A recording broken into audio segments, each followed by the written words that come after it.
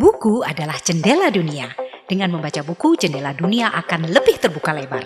Orang yang senang belajar dari pengalaman orang lain selalu ingin membaca buku lebih banyak lagi dalam sehari. Bagaimana? Tentu sangat menarik untuk disimak. Inilah Paragraf Sang Penyihir. Hai, selamat pagi sahabat-sahabat semuanya. Apa kabar hari ini? Pagi ini cerah sekali ya.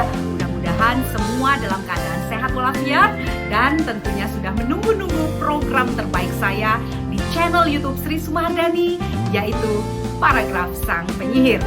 Dan hari ini saya berada di rumah kediaman Bapak Agus Sumardana. Terima kasih Pak Agus yang sudah memberikan fasilitas kepada saya untuk sebagai tempat membacakan buku-buku terbaik dari koleksi Sri Sumardani.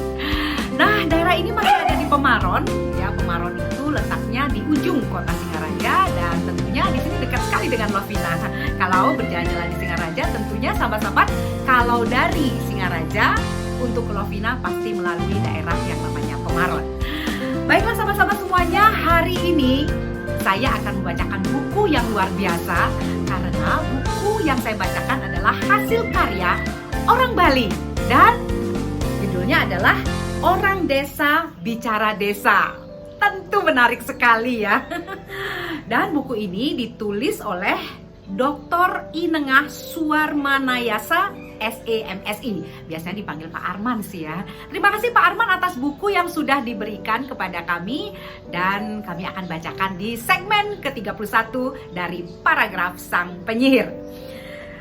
Sahabat-sahabat semuanya, sebelum saya bacakan, ingat selalu untuk mensubscribe channel YouTube saya, Sri Sumardani. Tentu di like, komen, dan di share agar saya lebih bersemangat lagi untuk membacakan buku-buku terbaik untuk sahabat-sahabat semuanya.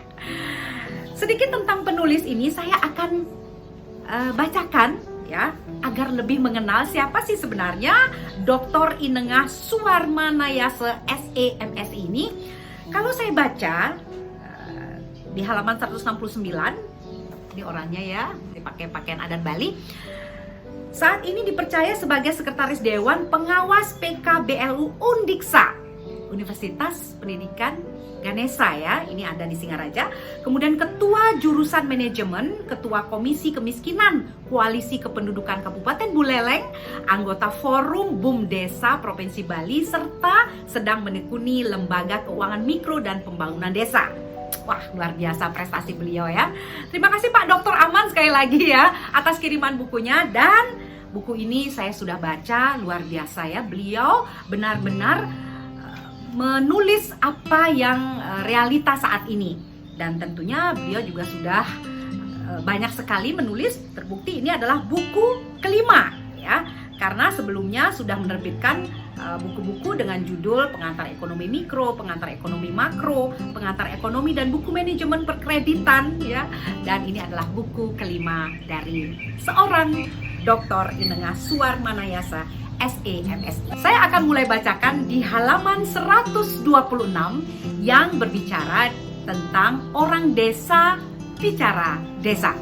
Baiklah sahabat-sahabat semuanya, kita mulai membacakan dengan judul Orang Desa Bicara Desa. Saya langsung ke paragraf yang ke-8, yaitu di halaman 129.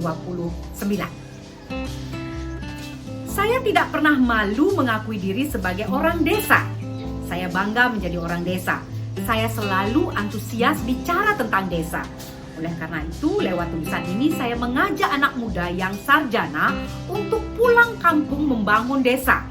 Para sarjana harus berbuat untuk desa kelahiran serta wajib menjadi pahlawan baru untuk kemajuan desa.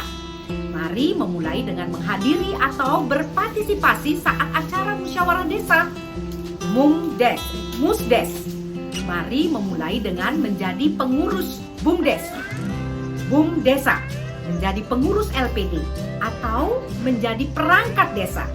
Akan lebih bagus lagi jika memulai dengan menjadi kepala desa. Sudah ada beberapa anak muda yang masih berstatus lajang menjadi kepala desa. Wajah desa akan penuh optimisme dan penuh gairah jika banyak anak mudanya terlibat dalam proses pembangunan. Saatnya membumikan teori-teori yang didapat di bangku sekolah maupun di bangku kuliah. Desa adalah ladang pengabdian sekaligus tempat memulai harapan baru. Desa membangun Indonesia memberi makna bahwa sesungguhnya pusat pembangunan dan sumber kemajuan Indonesia ada di desa. Anak muda yang sarjana harus terlibat untuk memastikan bahwa mimpi besar menjadi Indonesia maju terwujud dalam waktu yang sesingkat-singkatnya. Tatkala CO 22 April 2020 ya. Wah, keren sekali ya paragraf terakhir dari tulisan dengan judul Orang Desa Bicara Desa ini benar-benar mengajak kita agar membangun desa di mana tempat kita lahir. Bagaimana desa itu bukan lagi malu untuk dibicarakan bahwa kita adalah orang yang lahir di desa, tapi ini memberi semangat kita agar kita ikut berpartisipasi pembangunan desa. Terima kasih Pak Arman, luar biasa buku ini. Dan selanjutnya saya akan bacakan sedikit ya tentang, ada ini bagus ya, di halaman 83 judulnya adalah Gengsi dan Pengangguran. Ini luar biasa ya. Saya bacakan langsung di paragraf ketiga ya dari tulisan yang berjudul Gengsi dan Pengangguran. Gengsi masih menjadi penyebab utama tingginya pengangguran, terutama pengangguran terdidik. Selain minimnya lapangan pekerjaan, gengsi dong, kuliah tinggi-tinggi, masa harus kerja seperti apa? Apa artinya sekolah tinggi kalau hanya mendapat pekerjaan yang biasa-biasa saja? Celetukan semacam itu sering terdengar di kalangan masyarakat, dan ini menunjukkan pencari kerja memiliki nilai dan harapan tersendiri.